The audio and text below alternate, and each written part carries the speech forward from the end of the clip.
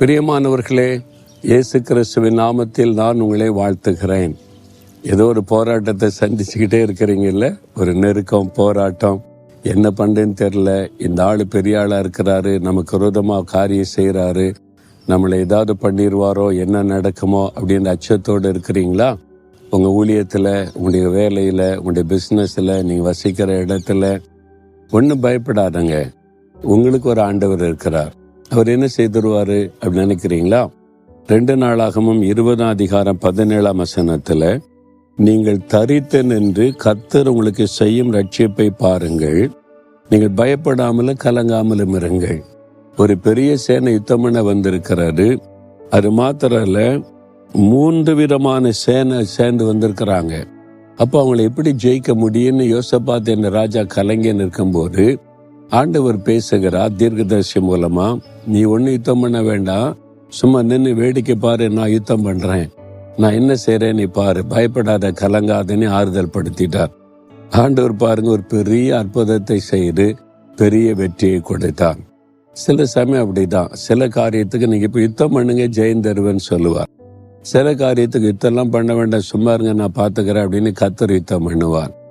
ஒரு சமயம் அப்படிதான், ஒரு பெரிய காவல்துறை அதிகாரி பெரிய ஒரு பிரச்சனை, வேணும்னே இல்லாத பொல்லாத காரியத்தை வச்சு எங்களை நெருக்க ஆரம்பித்து பெரிய ஒரு வேதனை உண்டாக்கி கொண்டிருந்தார். என்கிட்ட சொன்னாங்க, என்ன பண்றேன்னு தெரியல, அவர் பெரிய அதிகாரி வேற, நம்ம என்ன செய்ய முடியும்? இல்லை, நம்ம தப்பு பண்ணலையே, நியாயமா தான் நடக்கிறோம், ஆனா அவருக்கு எப்படியாவது குற்றப்படுத்தணும், ஏதாவது செய்து பிரச்சனை உண்டாக்கணும் ஊழியத்துல அப்படின்றதா அப்படியே நோக்கமா இருக்குதுன்னு சொல்லி, சரி நம்ம போய் இதில் யுத்தம் பண்ண முடியாது, பேச முடியாது, நம்ம ஆண்டவருக்கு தெரியப்படுத்தலாம், அவ்வளவுதான். ஆண்டவர் சொன்னா சும்மா இருங்க, ஜஸ்ட் கீப் குவைட், நான் யுத்தம் பண்றேன்னு சொல்லி பாருங்க. கொஞ்ச நாள் அமைதியா இருந்த அவ்வளவுதான், கர்த்தர் பார்த்து கொள்ளட்டும் அப்படின்னு சொல்லி.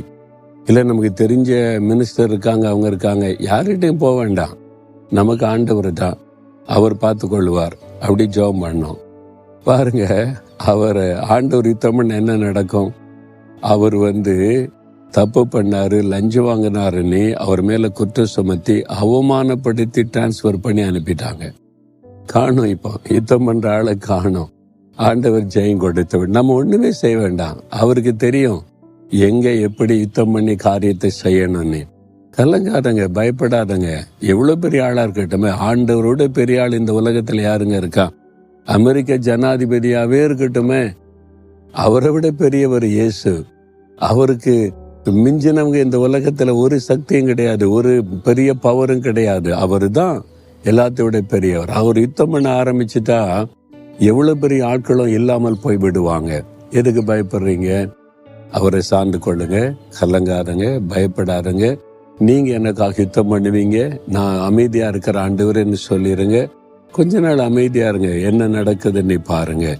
தகப்பனே, எங்களுக்காக யுத்தம் பண்ணுகிற தேவன் நீர், எங்களுக்கு ஜெயம் கொடுக்கிற தேவன் நீர். இந்த மகன், இந்த மகள் பயந்து கொண்டிருக்கிற, கலங்கி கொண்டிருக்கிற காரியத்துல நீங்க யுத்தம் பண்ணி நீங்க ஜெயம் கொடுத்து அவங்களை மகிழ பண்ணுங்க.